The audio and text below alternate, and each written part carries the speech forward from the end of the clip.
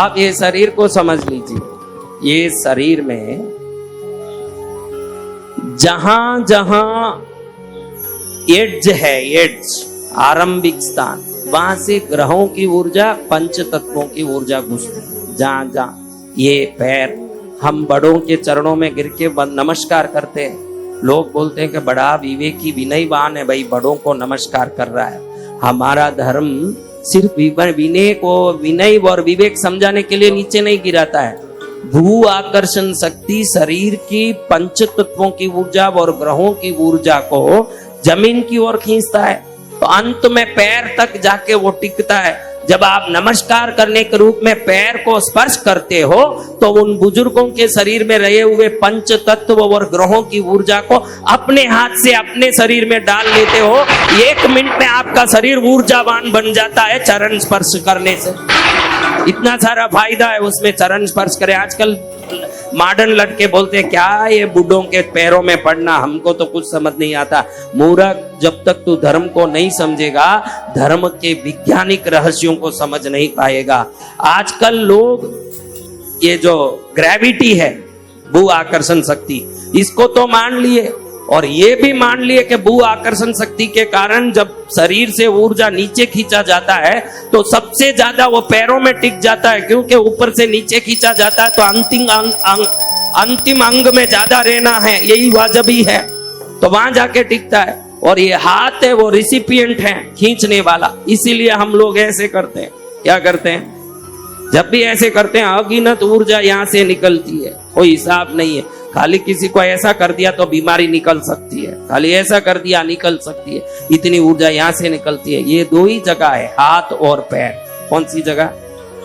इसलिए मंदिरों में हाथ जोड़ते हैं। आपको लगे कि मंदिरों में हाथ जोड़ते हैं, ये एक प्रणाम की मुद्रा होगी, प्रणाम की मुद्रा नहीं है। ये देखो, मैंने आपको बोला उस दिन, किसका नाम लिया जल के लिए, बता?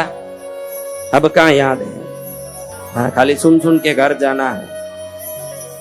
जिनका मैंने जल के लिए नाम बताया था, वो उंगली ही हरदम आगे रहती है। कौन सी उंगली? ये जल की उंगली है।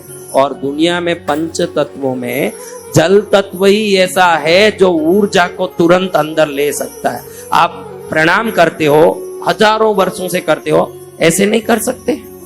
मंदिर में कोई मना है, कोई ना बोले ऐसे कर लो, ऐसे कर लो, ऐसे ही क्यों कर रहे हैं? ये क्या प्रणाम है? क्योंकि ऐसे करते समय जल तत्व आगे रहता है, बाकी तत्व पीछे रहते हैं। और मंदिर में, मूर्ति में जितनी भी प्राणिक ऊर्जा है, दिव्य ऊर्जा है, शक्तियां हैं, सीधे ये जल तत्व वाली उंगली में आती है। तो जल पहले इसको ग्रहण करके पूरे शरीर में उसी क्षण अंदर डाल देती है, खाली प्रणाम करने मात्र से।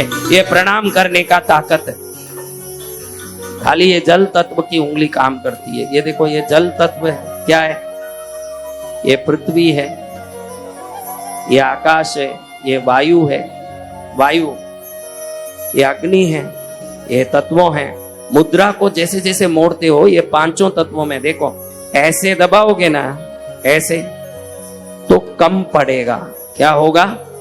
कोई भी तत्व को कम करना हो तो ऐसे दबाना, इसलिए मैंने वायु मुद्रा बताया।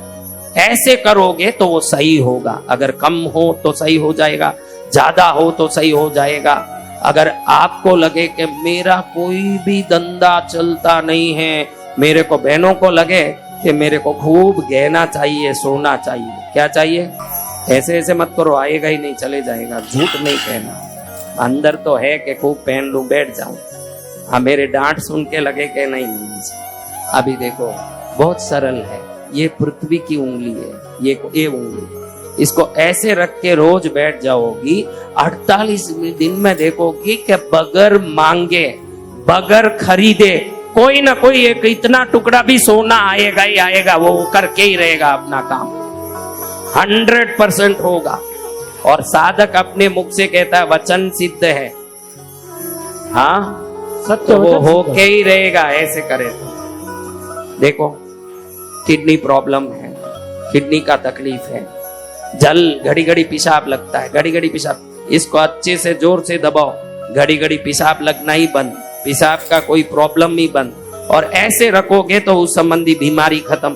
तो ये सब अपने अपने काम करते हैं। जब मुद्रा करते हो तो वो अलग है। मुद्रा क्या करता है? ग्रहों को ठीक करता है, पंच तत्वों को ठीक करके आपके आभा मंडल को ठीक करता है। जो चीज के लिए आपने मुद्रा किया वो काम को पूरा कर देता है मुद्रा। इसमें अश्वरथ मुद्रा, अश्व यानी घोड़ा, क्या चीज है? और रथ, रथ यानी क्या? चलने वाला एक वाहन।